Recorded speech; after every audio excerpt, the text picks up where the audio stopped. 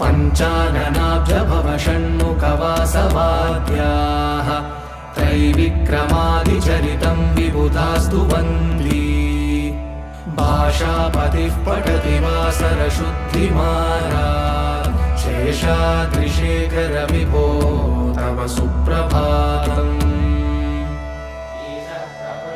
ईषत्प्रफुल्लसरसीरुहनारिकेलफूगद्रुमादिसुमनोहरपालिकानाम् आवादिमन्दमनिलः सह दिव्यगन्धैः शेषाद्रिशेखर विभो तव सुप्रभातम्